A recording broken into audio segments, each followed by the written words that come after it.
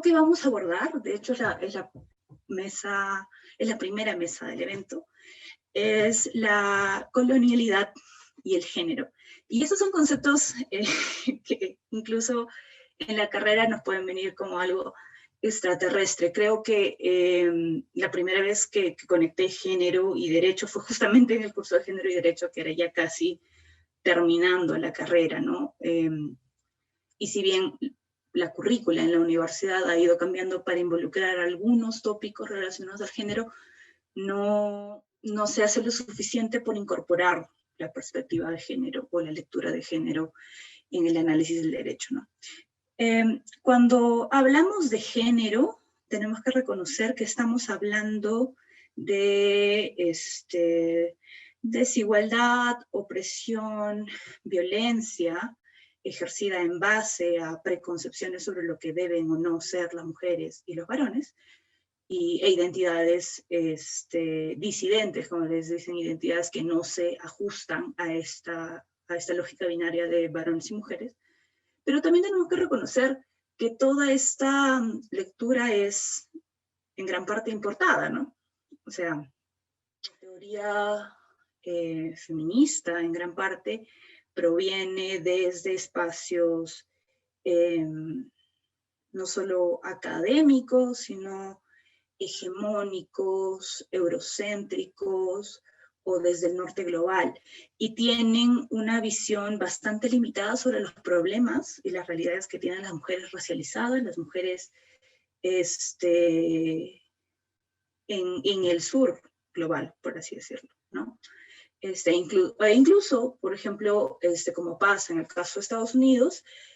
hay una disociación fuerte entre los propósitos del feminismo blanco, feminismo hegemónico, y de los afrofeminismos, ¿no?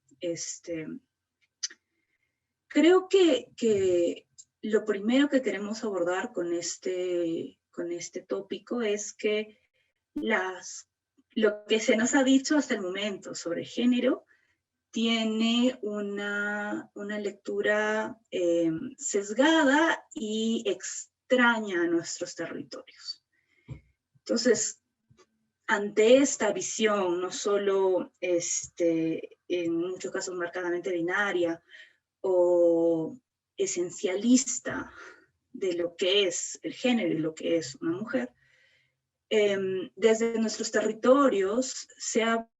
teorizado y actuado políticamente, respondiendo desde nuestra corporalidad, ¿no? O sea, nosotras podemos compartir muchos puntos de la agenda común del feminismo, pero lo vivimos de forma muy distinta, ¿no?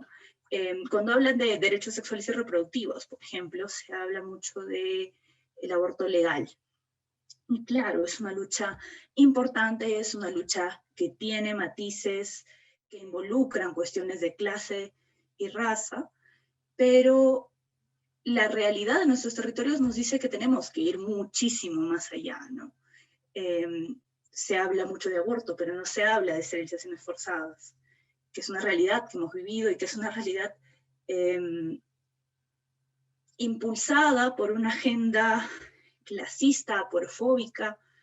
muy racista, en el que se decide quién puede y quién no puede maternar, ¿no? Tenemos también el derecho a maternar, el derecho a que se empiece a deconstruir esta idea de que ser madre es un privilegio que debe ser solo de unas cuantas personas que tienen los recursos. Al contrario, lo que tenemos que pensar es no quién tiene, digamos, la plata para sostener a un hijo, sino por qué vivimos en condiciones tan desiguales que reducimos a los derechos reproductivos de las mujeres racializadas, las mujeres desplazadas, aborta porque no tienes cómo sostenerlo, ¿no? También hablamos de luchas distintas, sobre todo desde la lectura de las mismas mujeres indígenas, ¿no? Algo importantísimo que ha traído las lecturas sobre cuerpo, género, colonialidad en nuestro territorio, ha sido el que, justamente el cuerpo-territorio, el vincularnos a nuestro espacio comunal y también al lugar donde vivimos. Entonces hay esta lectura sobre que las mismas dinámicas extractivas y violencias que se ejercen sobre el cuerpo de las mujeres pueden incluso ser entendidas como violencias contra el territorio, ¿no? Lo mismo que se hace con los recursos naturales, la misma depredación, la misma violencia,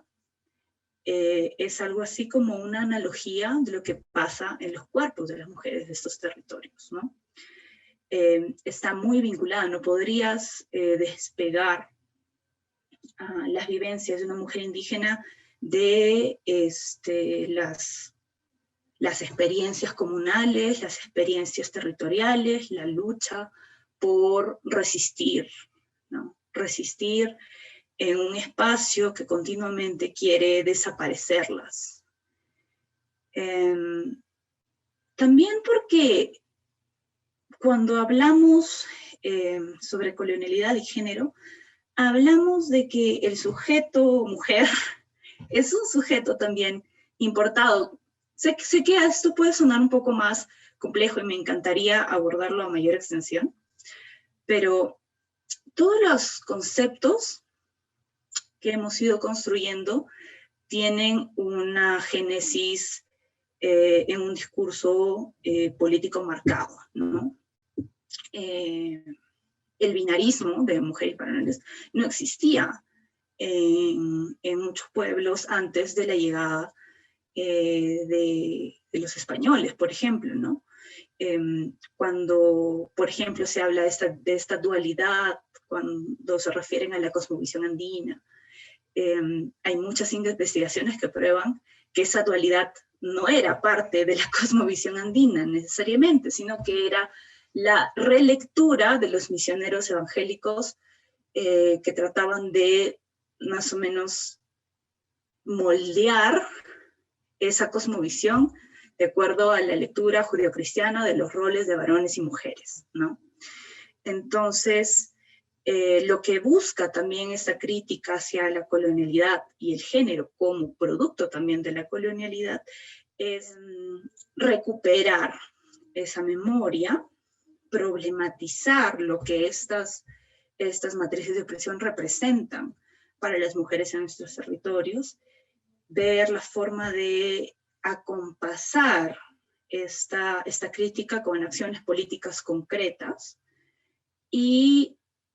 de alguna forma apuntar hacia restaurar un estado de bienestar o buen vivir. Y bueno, a partir de eso, lo que eso nos va a permitir va a ser seguir discutiendo sobre cómo estas luchas, experiencias de las mujeres indígenas se vinculan con el derecho, ¿no? La segunda mesa, por ejemplo, aborda las múltiples violencias de las mujeres indígenas en nuestro territorio, que viene desde la violencia, por ejemplo, las víctimas de lesiones forzadas, va a estar ahí Inés Condori, compañera de Amparo Chumivilcas, la violencia simbólica y discriminación, como es el caso de la paisana Jacinta, por ejemplo, va a estar la señora Cecilia Pañora también, la violencia que sufren las mujeres transindígenas, que le añade una capa de vulnerabilidad, ¿no? Ser una persona que desafía la heteronorma en un contexto no solo transfóbico, sino también súper racista. Ahí vamos a tener a Gaela y ver cómo se ejerce estas violencias en el marco de las luchas, como ha experimentado la compañera Janet Carbojulca, que ha sido dirigente rondera en Cajamarca, ¿no? Vamos a poder abordar los derechos a la participación política, por ejemplo, desde las experiencias de compañeras como Gladys Vila, Ana Isabel Dariqueve, Blandina Contreras, derecho a territorio, que es algo que sí se aborda continuamente cuando se habla de pueblos indígenas, pero no desde una lectura de género, ¿no? No se problematiza, por ejemplo, el tema de la tenencia de la tierra y lo que significa ser mujer ante el espacio rural, que tiene problemas particulares, ¿no? En muchos espacios aún se mantiene la idea de que un comunero calificado no puede ser mujer. Y ser comunero calificado le da derecho a voto, por ejemplo, en las decisiones que se toman sobre el territorio y también acceso a la tierra. Entonces eso significa que para muchas mujeres que viven y sobreviven de la agricultura, para subsistir necesitan ser o la hija de alguien o la esposa de alguien, porque si no, no tienen acceso a la tierra, ¿no? Vamos a hablar sobre el pluralismo jurídico y jurisdicción indígena, lo que eso involucra no solo para los temas generales de justicia, por ejemplo, de acceso a la justicia, sino particularmente para las mujeres y su visión de justicia desde un espacio diferente a la justicia ordinaria. Un tema que llama mucho la atención es cómo las mujeres indígenas tienen apuestas diferentes a la justicia ordinaria sobre cómo procesar la violencia y que generalmente no son aceptadas por la jurisdicción ordinaria, sino incluso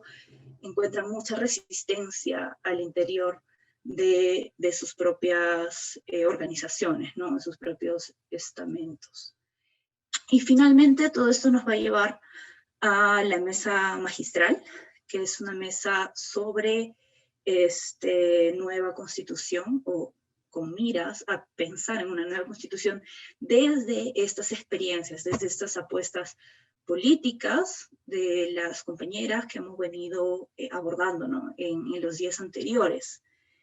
Y esto nos va a dar, estas experiencias nos van a dar insumos para repensar un proceso constitucional desde los cuerpos de las mujeres indígenas, que es algo que suele dejarse de lado cuando hablamos justamente de reforma constitucional. La discusión ahorita gira mucho en torno al modelo económico, gira mucho en torno a la plurinacionalidad, que claro, está vinculado con pueblos indígenas, pero hay apuestas más allá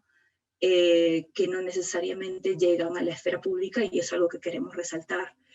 En concreto, lo que queremos con este evento es no solo darle un espacio a las compañeras de luchas